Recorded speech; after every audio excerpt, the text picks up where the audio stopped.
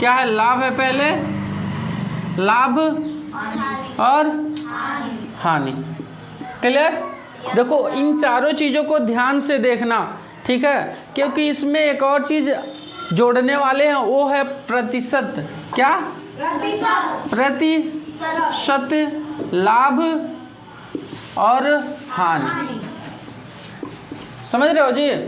जब इन चारों को तुम लोग ध्यान से समझे रहोगे, ठीक है, क्रय मूल्य, विक्रय मूल्य, लाभ और हानि, ठीक है, तो तुम प्रतिशत लाभ या प्रतिशत हानि पूछेगा तो बहुत ही आसानी से बता पाओगे, ठीक है। और जब भी हम पढ़ाते हैं, यहाँ भी कोई भी टीचर यहाँ आकर के पढ़ाते हैं, ठीक है, तो तुम लोग ना पीछे सपोर्ट लिया करो और ना कॉपी बुक पे देखा करो।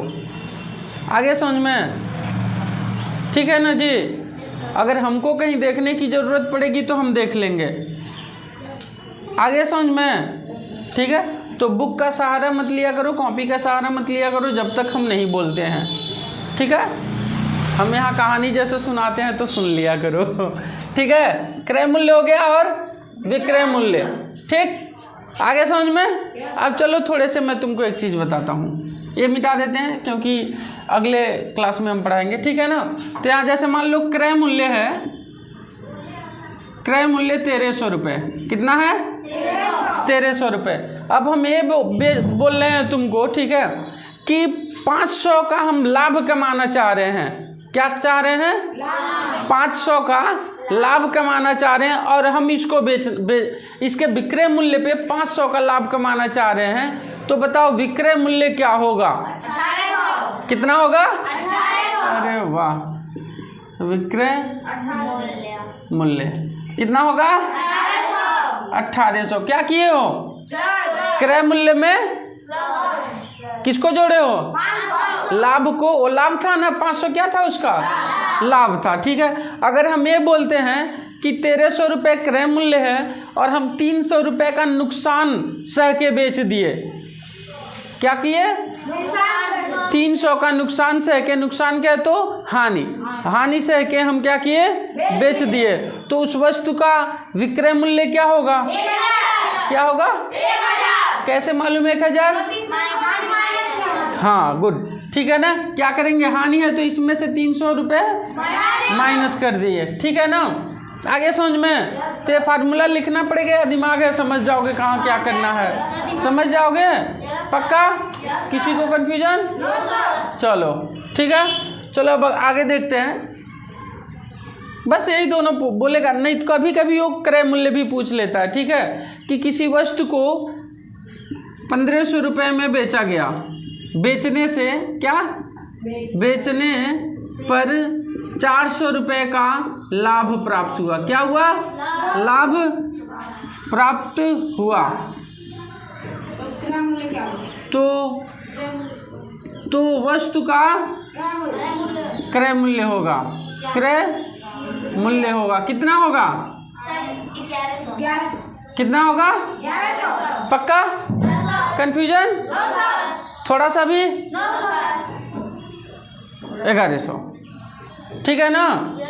तो और मान लो अगर ये बोल रहा है, ठीक है, किसी वस्तु को 2100 रुपये में बेचा गया, बेचने से उसको 400 रुपये का नुकसान हुआ।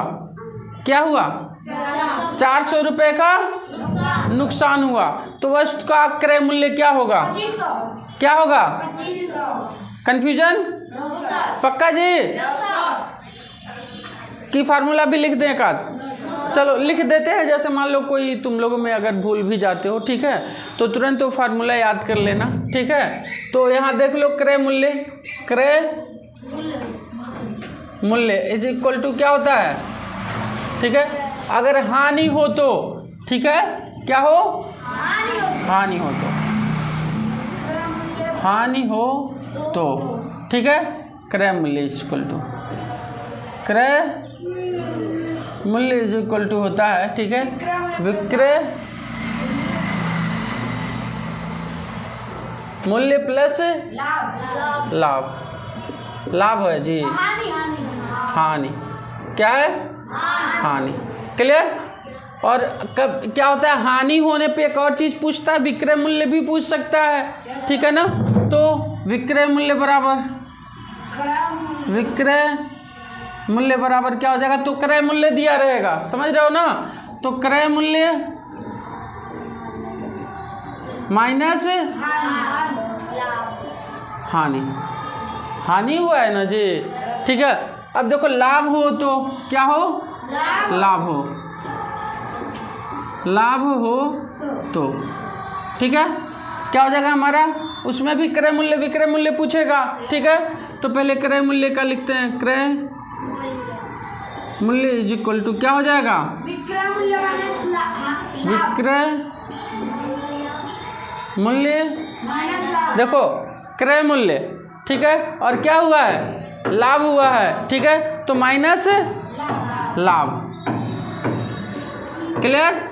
फिर उसके बाद से यहाँ विक्रय मूल्य पूछेगा, विक्रय मूल्य इज इक्वल टू यहाँ पे क्रय मूल्य, क्रय मूल्य प्लस लाभ, क्लियर, कंफ्यूजन, ठीक है।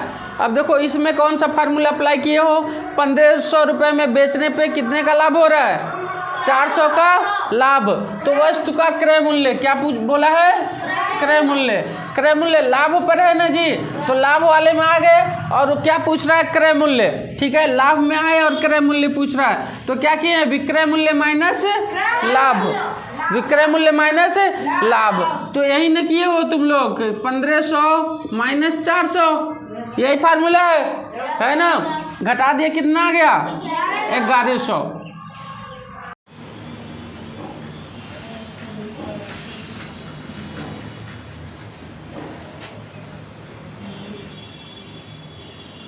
CW से करो, 1 2 3 4 5